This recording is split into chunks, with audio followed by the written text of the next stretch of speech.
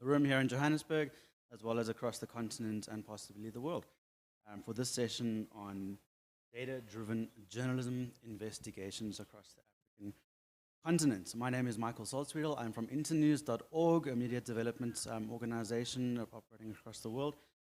Today I'm joined by Tricia Govindasamy on my right, who is a senior data product manager at Code for Africa.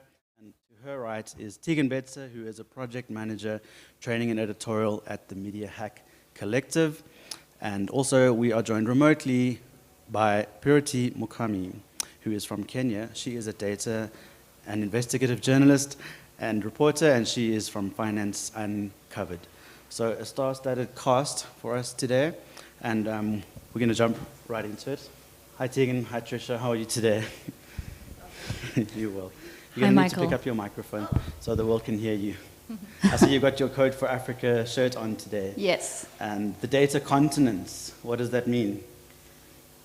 Well, Africa is the data continent. Mm-hmm. So there's so much of wealth of data that needs to be collected in Africa. Mm-hmm. And it's our job to now liberate that data, collect that data, make it accessible to the world, and use it for data-driven decision-making. Okay, so that's a very interesting term you've just mentioned there, data-driven. What does data-driven mean? What is your understanding of data-driven, and how does that link with data journalism? Let's get your take on that, Tegan's take on that, Purity's take on that, and then we'll jump into data-driven investigations on the continent and the ecosystems that support that journalism. So what does data-driven mean to you? Okay, so data journalism for me means two philosophies, okay? One that uses data to create interactive data visualizations that use to tell stories. Another is to use data to create data tools that people can now use for informed decision making.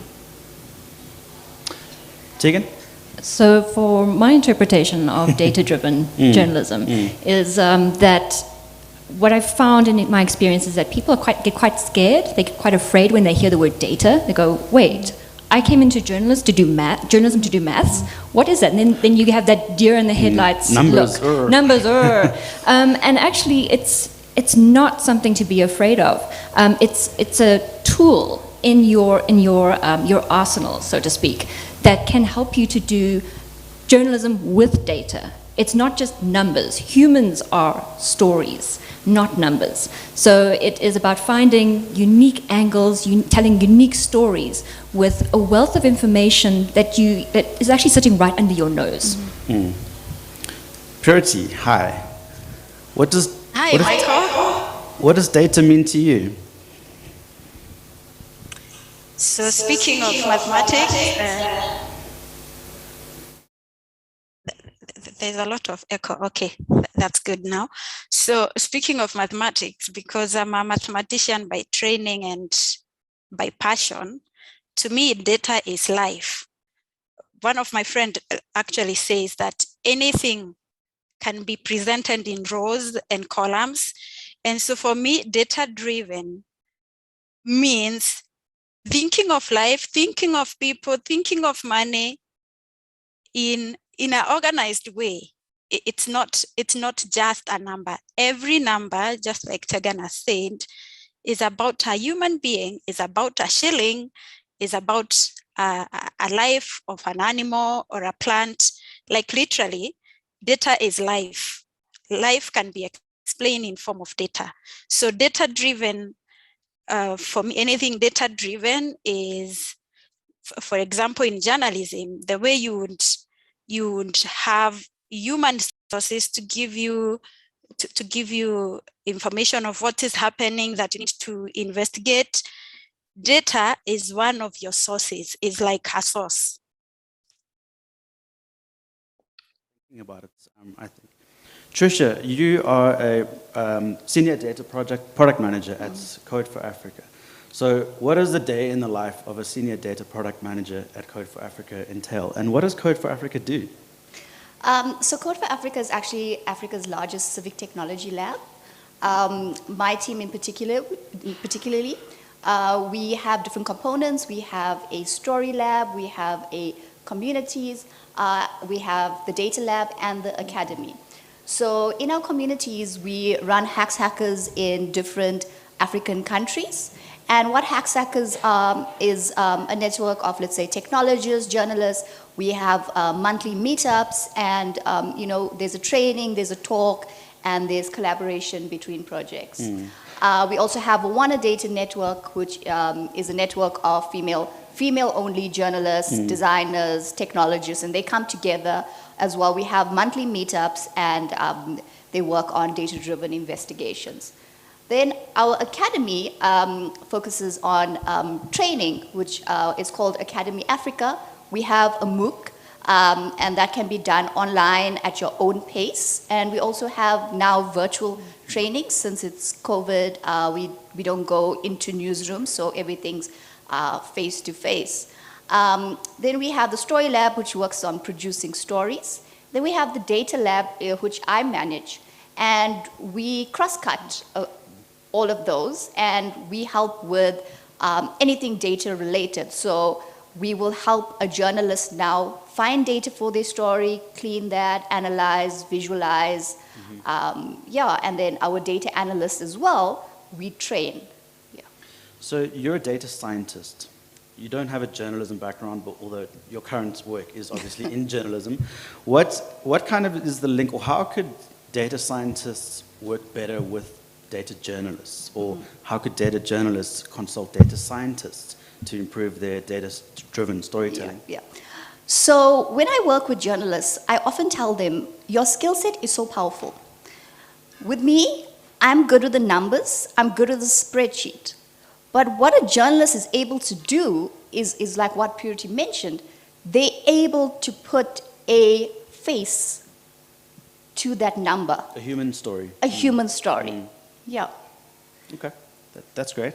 Tegan, you're at Media Hack. What is Media Hack? Media Hack is an award-winning data storytelling company. It can be considered at the intersection of design, journalism, and technology. It is doing a lot in terms of training, and that's my role at Media Hack. I work as a project manager for training and editorial, and there is what Media Hack have found is that there is a huge appetite for data journalism training. And because of Laura and Alistair's expertise with data journalism, they are asked constantly about training, and training has been conducted with universities. Actually, today we are launching a Data Journalism in Africa masterclass for journalists from Uganda, Nigeria, Kenya, South Africa. It's a really fantastic initiative.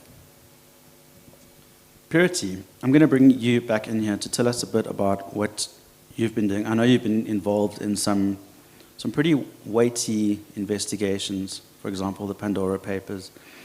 And you've got quite an illustrious track record in following the money and investigating social networks, identifying stories with using statistical methods.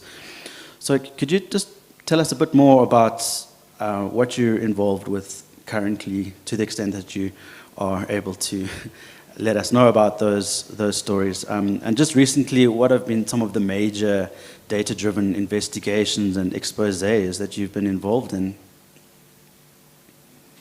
Wow. Thanks, Michael. So currently I'm working at Finance Uncovered. Finance Uncovered is a UK-based organization that trains journalists and civil society members on how to follow the money through company financial records, through understanding corporate structures, and how to follow illicit financial flows, as well as how to hold the taxation system in across the Africa and South Asia and Latin America. We train those people how to understand these financial systems, which some journalists and social civil society members feel like it's a very technical area, but we try to make it accessible to them so that, just as Tricia said, they are able to use their magic in journalism to combat illicit financial flows and other bad things that happen to society. Currently, what am I doing?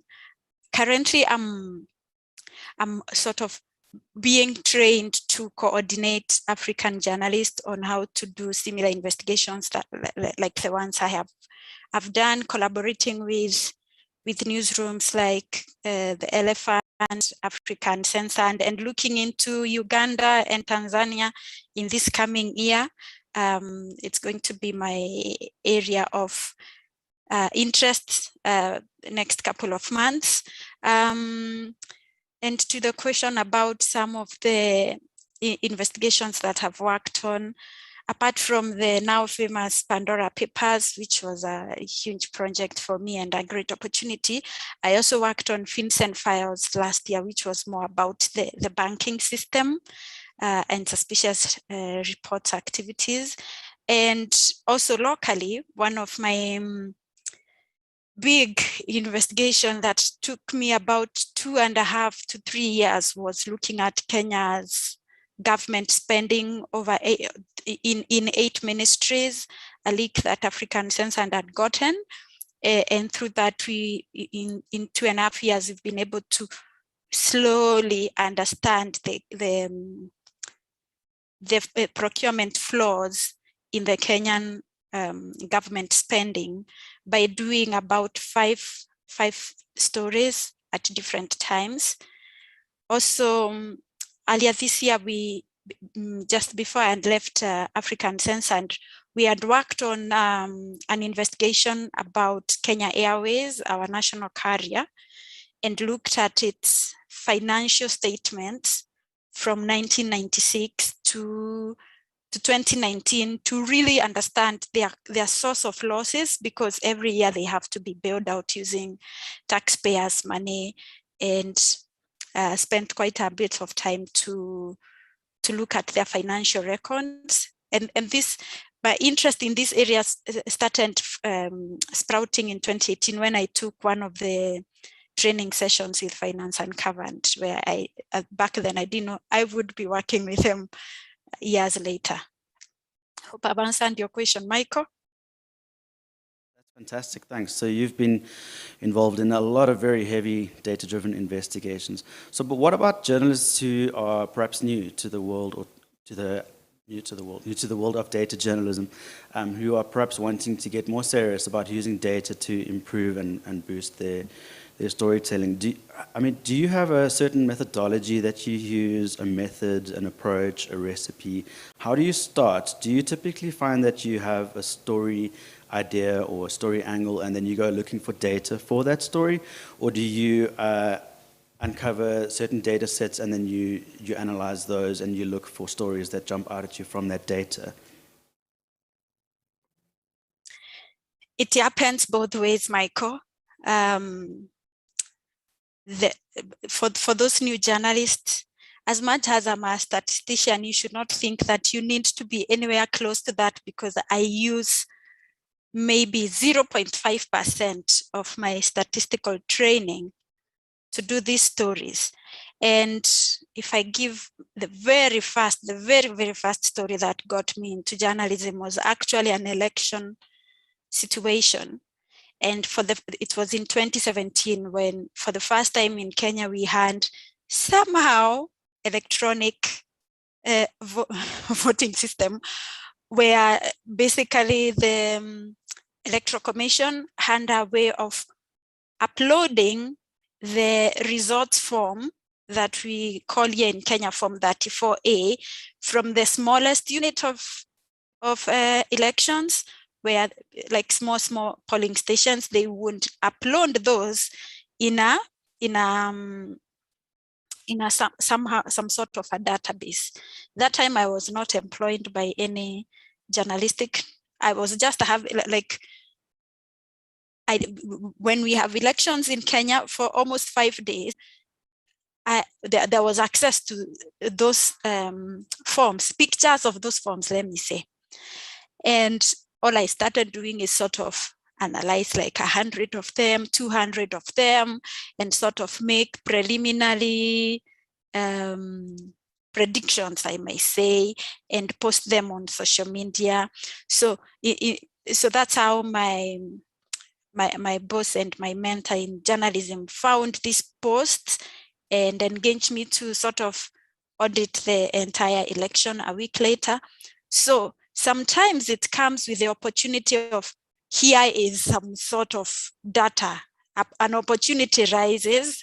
For example, during COVID, a lot of data was being thrown out in terms of announcing daily cases or number of vaccinations, or the mobility of people that Google was monitoring from their connections with, from their ecosystem. So sometimes I find data lying somewhere and I become curious, like, what does this data tell us? What can this data inform? Like for elections, in Kenya, people are very sensitive to rigging, and it's very difficult to trust the results. So in that time I was a bit statistical, though. I was trying to see how can statistics methods like basic information like normal distribution, or what would indicate rigging,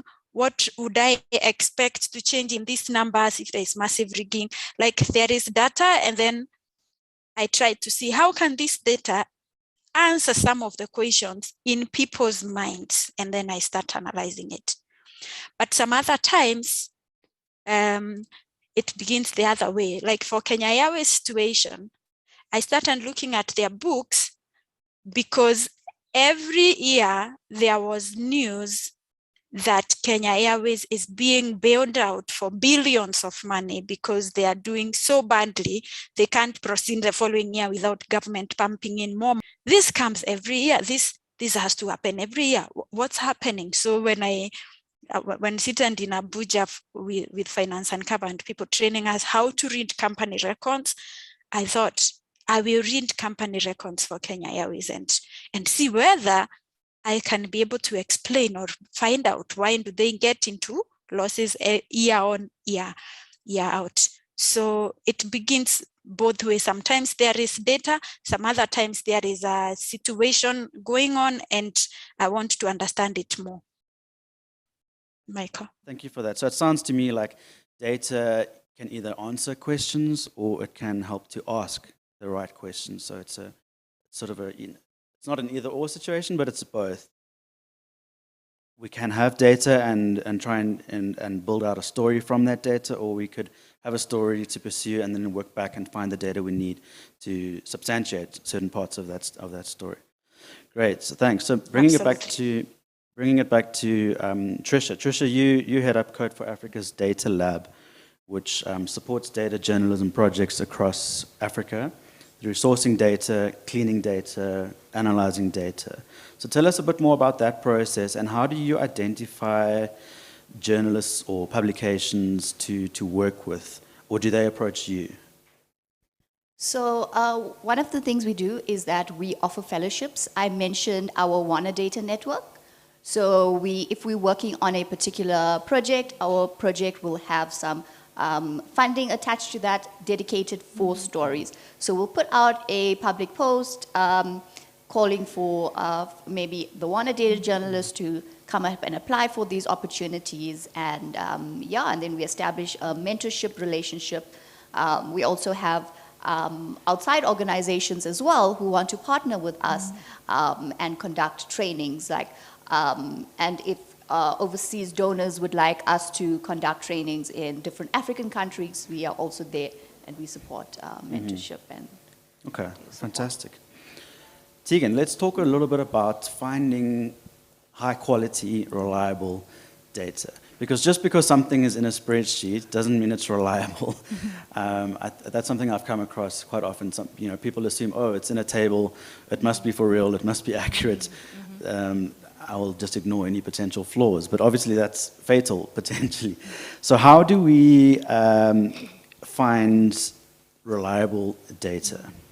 That's a good question, Michael. And your definition of good data is very important to say up front, because you can't make that assumption that because it comes from government, because it comes from a spreadsheet, from a particular source, that it is reliable. You need to interview it, you need to interrogate it, you need to go back to the source and make sure that everything is as it should be. Yeah. There are, within Africa, there are collaborations to assist in this regard. So, for example, there's the Africa Data Hub, which is a portal for COVID data that MediaHack is involved in. And there are collaborative ways to build data sets, and good, reputable data sets. MediaHack have created a coronavirus dashboard, which is recognized internationally as well, too, as a reputable and credible source of data within the continent, and it's got a wealth of information. But I think part of its success is that it's transparent. People can download the data; they can look at it for themselves. We have a very engaged community too. So when we speak to our audiences, it's not speaking down to them. It's building a community of our audience, but also other journalists as well too, and assisting each other. And that's one of our goals, is to build the journalists within the continent. So you would say that transparency within data is really important? Extremely. So how does that link to the notion of open data and data liberation? What do these things mean? So it again goes back to collaboration and building those networks. I mean, this is just at its being very simplistic here, but I don't want to overcomplicate things. So yes, there are places where you can source data, but you still need to just double check absolutely everything. So for people listening in, journalists listening in from across Africa, who are perhaps interested in finding data that they can use to improve their investigations, what would you recommend as the first, second, third ports of call to go out and find reliable data sets? Where can they go? There are places. Come to MediaHack. Shameless promotion here, but come to MediaHack and have a look at our content. There are also, you can also, this is on the back of what Purity had said. The data is actually everywhere. You can build your own data. Think about what you encounter in your day-to-day life. Receipts, invoices. You don't have to necessarily go to Stats SA and look for census data. You can, but as a journalist, building a story and answering questions and checking your own biases as well too, when you're compiling those data sets, it's all around you. Just look around. I remember an example from Chris Ora, who I think is a data scientist based from Kenya, and he spoke about literally dumpster diving for receipts. And there was an incident where he had passed a betting company, and people had just literally thrown their betting cards down on the floor. He collected those. Yes, it was a manual process. Like we said earlier, data doesn't always come in a format that you want. But actually, the conclusion of that, what he found was that this company was cooking the books. They were showing previous horse races, and they knew the results. They actually knew the results, and it caused a big uproar. So it's also bringing it to make it relevant to people around you as well. So yes, you may have a question, but what is the impact? What is the relevance for citizens, for your audience as well? So Tricia, when you come across a data set that you're considering to use for a body of work or for a story, what questions are you asking yourself, or what questions are you asking of that data set when you're trying to establish whether this is reliable data? I mean, someone said earlier that data is another source in a story. So just as journalists would interrogate the context, the background, the agenda of any source in their story, so we should interrogate the agenda, the background, the author, the methodology of data. So how do you determine that? I mean, maybe you want to talk a little bit about the metadata of data and why that's important. Yeah, so we often say to journalists, to get them comfortable with data, we tell them, think of your data set as a person, and now interview that data set. That's great. So ask that questions.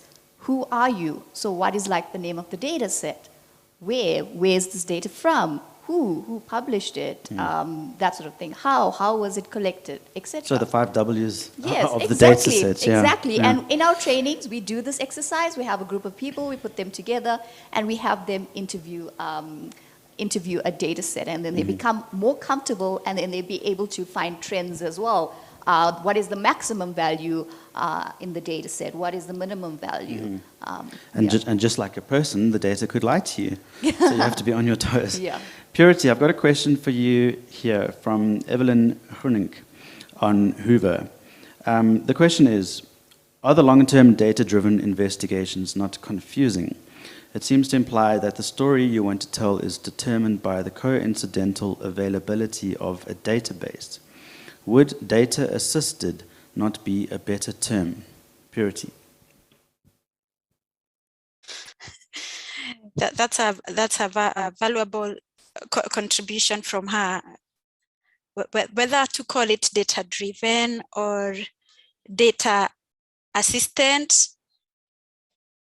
it's one and the same way. What you don't want to lose as a journalist is the why. Why am I even spending time with this data? Also, how to what Tegan and Tricia are talking about, how reliable is this data? Let's say, for example, for Pandora Papers, even if it was given to us by a credible organization like ICIJ, one of the things that made us very comfortable using it was when we found a document about the ownership of the apartment in this data. And then we looked at the overseas companies that own property in UK dataset that is from the UK government. And then we saw that company there. We did not stop there. We used that title number to check the land registry that says this property, when it's bought, for how much, by who. And it tallied with what we had seen in the leak in the overseas companies' data, and now in the land registry.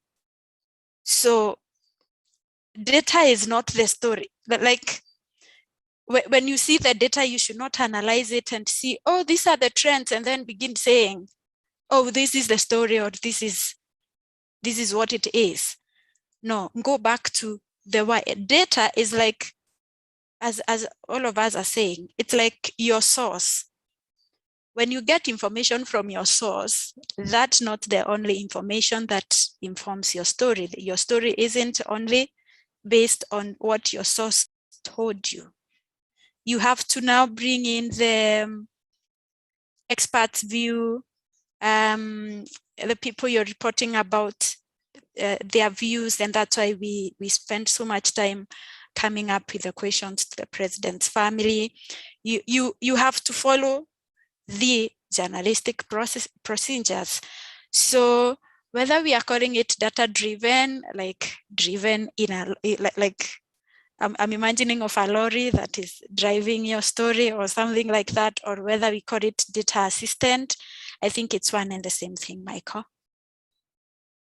Thank you, Tricia, and thank you for that question, Evelyn. We've got quite a few questions coming in, actually, which is great. So thanks to everyone on wherever who is watching and asking questions. Tegan, I'm going to put the next question to you. It is from Tony, who's asking about numbers, which we were talking about earlier. Tony says, I'm not a fan of maths and figures. How do I go about establishing a career in investigative data journalism? Thanks, Tony, for that question. And it's a really good question. I mean, like I said earlier on, people get afraid of numbers. And I think that the barrier to entry for data journalism, it's not as high as you think it is. I think as a journalist who has had no experience with data journalism can easily get into it. The fundamental principles of journalism still apply. It's not like you have to suddenly get a computer science degree in order to do it. There are some essentials that any one of us can do. do some basic calculations. What I would recommend is start off with spreadsheets. You can do Google Sheets. You can use Excel, whatever you're comfortable with. Just start off with the basics, and it's not difficult. It's not hard. As you would interview a subject, a person, you would interview that data set in that same way. Then you can progress. You can then progress to doing things like visualizations and turning those numbers into something visual, so that your audience can look at it at a glance and go, aha, I know what this means. You're not burying the story in drowning your audience in numbers. You're still telling the human story behind it. So you can progress. There is what you'd call a pipeline, if you will. There's a process to it. But there are so many resources available on the net that just reach out to us at Media Hack as well too. There are courses, there are so many ways to get into data journalism, and as I said, it's not a high barrier to entry at all. Yeah. So Tricia, just let's talk more about what Tegan's talking about there, about how to get into it, what kind of skills you need, sort of maybe the educational path or paths that one might need to follow to become an investigative data journalist. What's your feeling on what types of skills, whether hard or soft, are required to be a good data journalist? Okay. So firstly, I think, like with any career, you need to actually be dedicated and passionate about it. Because we have a lot of journalists that come through and they think being a data journalist is a sexy career. Visualizations are so beautiful, and that's what we want to do. They don't realize that there's more than just visualizations to a data journalism story. So as I agree with Tegan, you have different levels. And of course, you're not going to be a data journalist by taking just like one course or just one day or sitting in 1 hour of training. You're not going to be able to grasp all of that concepts and be like a full-on data journalist. So as with most other things in life, it's practice, practice. Yes, There's no quick shortcuts. Yeah. Okay. So there's another question here, and I'm going to put this one to Purity, and this one comes from Ida Jooster, and Ida's asking, Purity, do you think that journalists should check their findings or their stories before publishing with someone else, perhaps independent, in the field? Because incomplete data or one possible interpretation of that data amongst many might lead to a skewed story. So what's your take on running your findings or your story by an independent party before publishing? Yeah, thank you, Michael, and thank you for that question. I will answer that question, but I will also I wanted to add to what Tricia and Tegan have said about what it takes to get into data journalism, and take this from someone who has studied statistics for over 7 years. And in addition to what the two have said, all you need is another thing you need is curiosity, patience, and good communication, and understanding the subject of your story.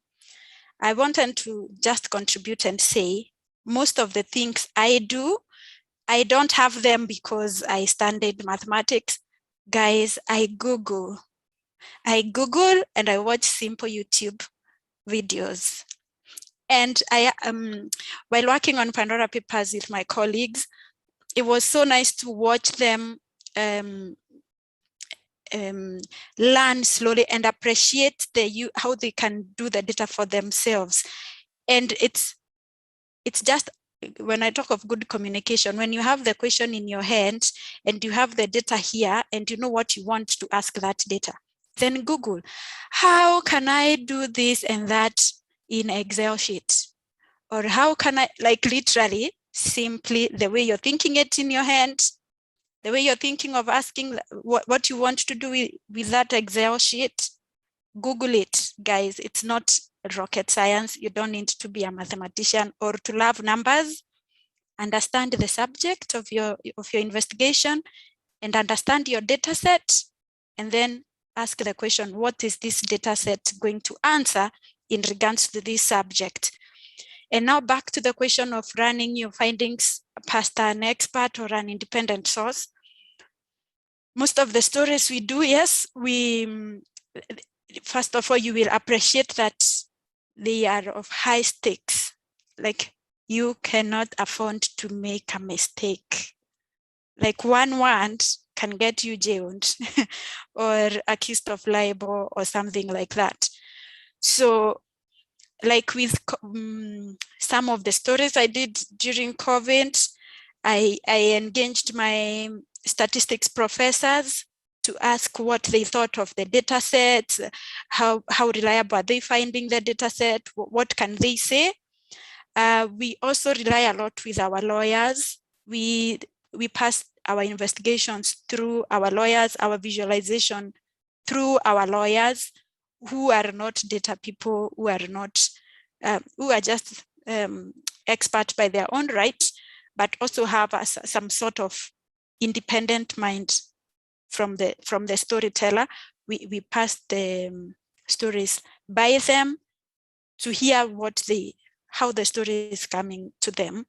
And also, if it's a very technical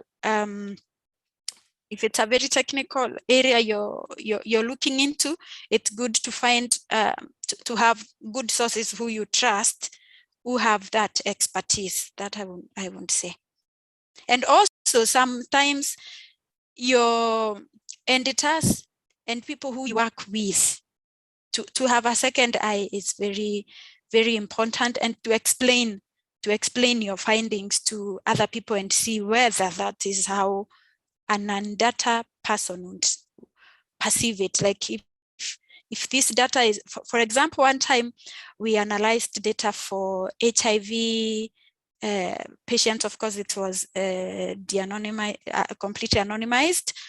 And interesting thing was the kind of relationship connection, like the network around, and the kind of how mixed it was with people, MLMs and like different people, the way we would see the kind of sexual relationships they were having. And at first, for me, it was that's what the data said, but I was really shocked. So we had to walk to the offices of LVCT and sort of show them the analysis, and they were like, that's exactly how we've been seeing it on the ground, but we did not know how to put it in a visual way. So it really gives you confidence when an expert gives their view about your findings, especially when you're dealing with very sensitive subjects.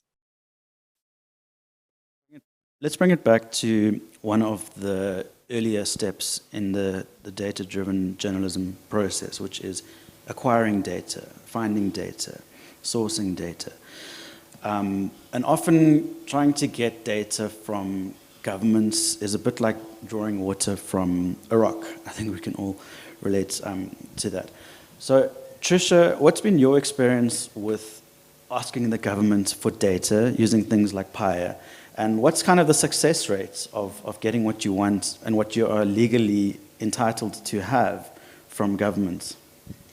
Okay, so the Freedom of Information Act is quite well known in other countries. In South Africa, it's called the Public Access to Information Act, or the PIA. So I have a few interesting stories. So of all the PIAs that I've requested for, I've never gotten a single one successful. Wow. One I had done, I requested for data on workers' hostels in South Africa. Okay, the request was transferred to another government department, and only a year later did they send me an email acknowledging that they have received my request and asking if I still need that data set. Of course, by then I didn't need it. Wow. Okay. So do you think there are like delaying tactics at play here on their part? Yeah, and this is an even more interesting story, okay? So I think another problem with the PIA is that it can contradict itself with many other laws, okay? Mm-hmm. So for example, in South Africa, government officials, they aren't allowed to have companies or own companies that now have tenders with the state, okay? So an article was published stating that the National Treasury discovered that something like 14,000 government officials were directors of companies that had contracts with the state, okay? And of course, our government goes on about trying to be more transparent with tenders and wanting to clamp down on corruption and all of that. And I believe this was during the time of the elections, and President Ramaphosa was talking about, he was bringing more emphasis on transparency within government and corruption. So I applied for a PIA to request the list of these government officials, and because some people may have the same names, we also requested the identification numbers and the company names that enjoy these tenders with the government, okay? Unfortunately, that request was denied, and even after we had appealed it. And it was actually denied because they said that the PIA restricts or prohibits the sharing of personal information such as names and ID numbers. Okay, thanks for that. And that's kind of shocking that out of all your requests for data using PIA, which is meant to help us access data, you've had 0 successful. Yeah. So some work to be done there. So there's a question coming in now from Nairobi. So I think we can cross over to Nairobi to take that question. Thank you so much. My name is Cecilia Okoth, and I'm a journalist from New Vision in Uganda. My question goes to Purity. Well, you're an expert in this field, but at a beginner's level, how much time do you take or spend going through volumes of data to come up with a single investigative story? And you could probably speak about the KQ story where you had to look at data from 1996 to 2019. And then after, how do you compress the volumes of data without losing the gist of the investigation? Thank you. Thank you, Cecilia. Karibu Kenya.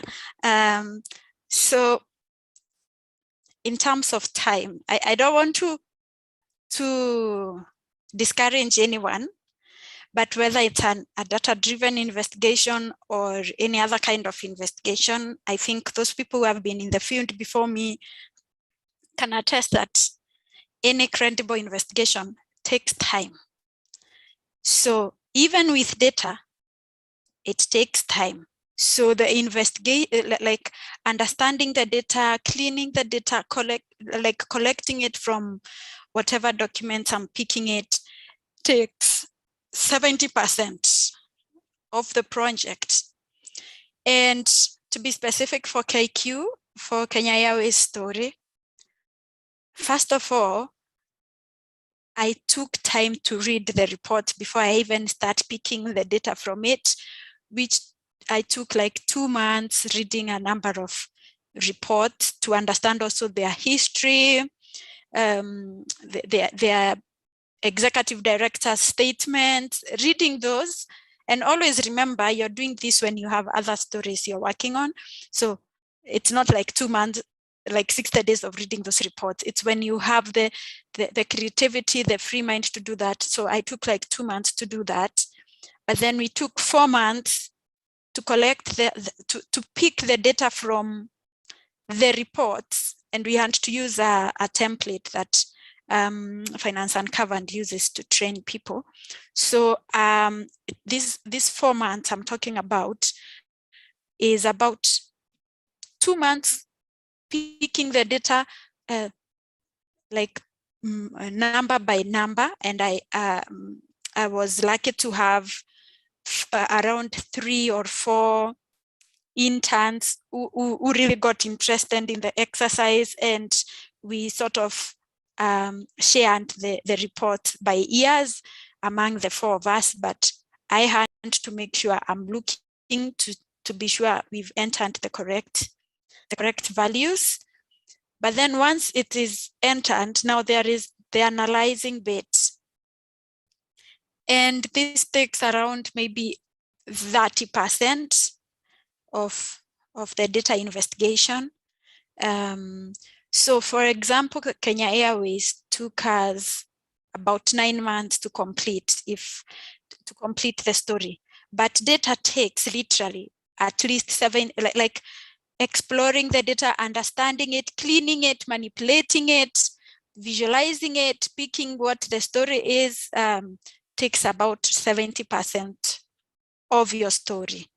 I don't know whether there is any other part of the story of the question I haven't answered Cecilia on. Michael?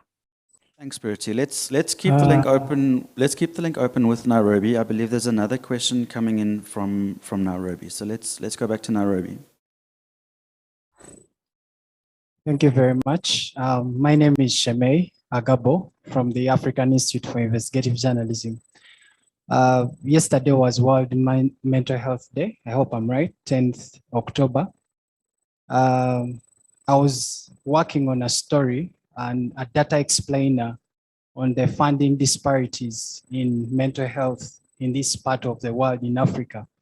One of the challenges I found was collecting data back home in my country in Uganda. But I did not only realize that it is a problem in Uganda, but an African continent. I know you touched on the issue of government and access to data, but this brings me to my question, especially on the subject of mental health, which is little reported on. And one of the reasons I found out is that this part of the world in Africa, especially back home in Uganda, we are little invested in data collection. And of course, there is an urgent need to invest in data collection. So my question will be to the panelists, how can we as journalists who want to tell these stories, because we know that there is power in data, in telling stories with data, but the area of mental health has no data. So how do we as journalists, how do we collect, mine, and process data so that we can be able to tell stories? Because it's becoming hard to find data or to mine data around the area of mental health because the government doesn't have. So how do we approach such kind of scenarios? I'm going to ask Tegan or Tricia if you have a response to that. Thank you, Michael. So thank you very much for that important question.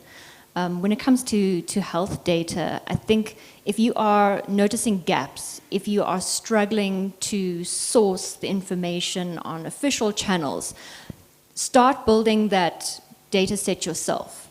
Start communicating with other journalists as well too, who are also within the health journalism space, and build your own network where you can share and you can collaborate. Turn it into a project. You don't have to do this alone and feel as if it's you against the world. Create a group with like-minded journalists and build that data set yourself, build those sources, and then go back to government and say, hang on, we discovered this within our research and our data sets, but you've given us this press release, which is maybe contradictory. And then just engage with them and find out why and how and ask all of those questions. But I would encourage you to create a collaborative network of journalists. That's a good point. And Tricia, Code for Africa is running exactly that, a collaborative network of journalists, especially through initiatives such as Wana Data. So how does Wana Data work not only in producing data journalism, but also encouraging that sense of closeness and camaraderie and encouragement between journalists? Okay, so Wana Data was formed because there was a gap, especially in terms of a network for females, female only. So where females can come together and work together on projects, especially since there's a gap in tech, women in tech, women designers, just general, okay? So we are trying to bring that emphasis on bringing women together. Stories are produced not only on gender, but through a gender lens as well.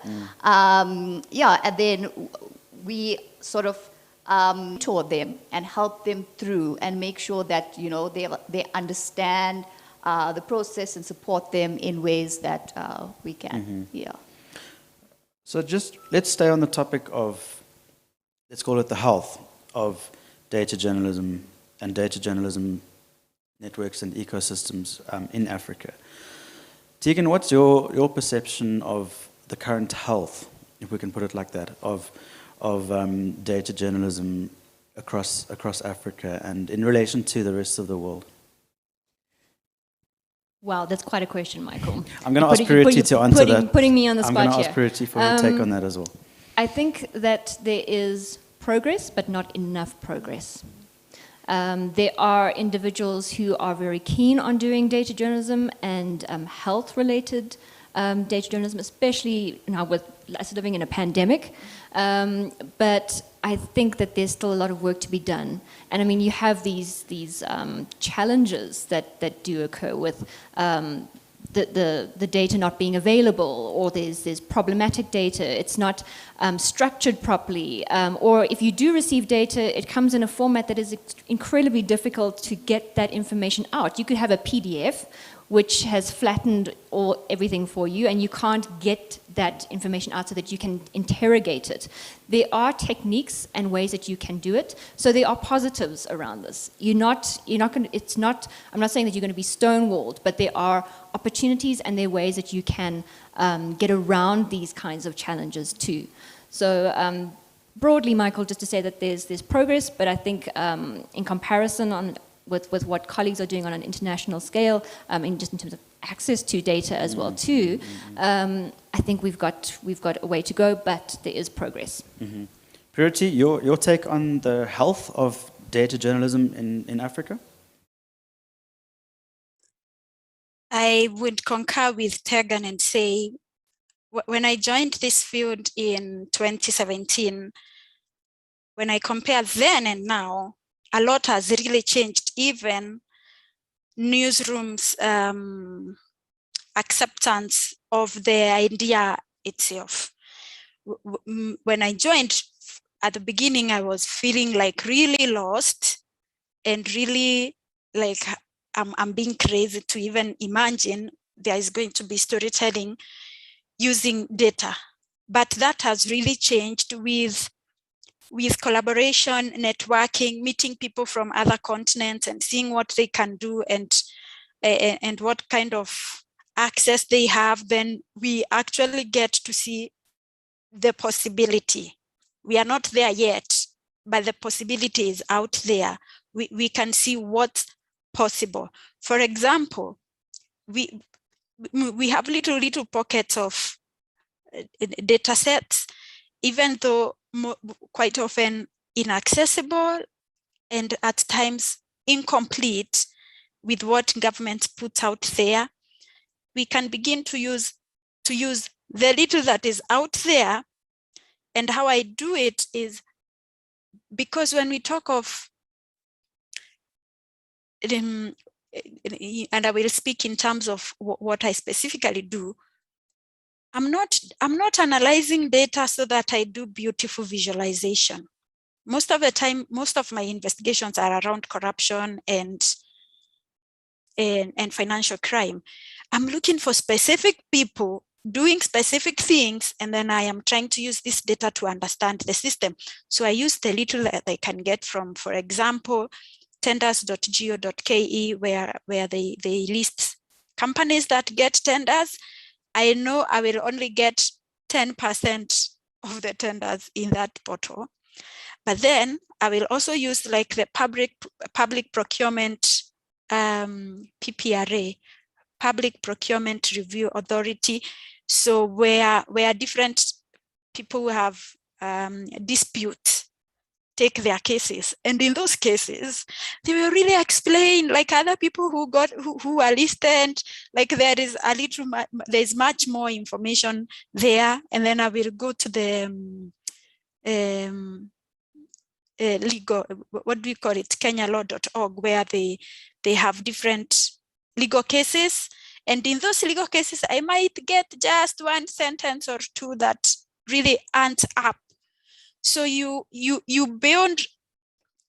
can't rely on one place.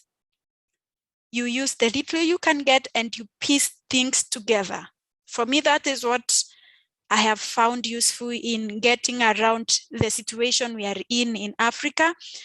But we are getting there with the level of collaboration and networks that are there, like Wana Data, conferences like these, you really get what the other person is doing in their countries, and then it gives you sort of an idea of the little you have in your place.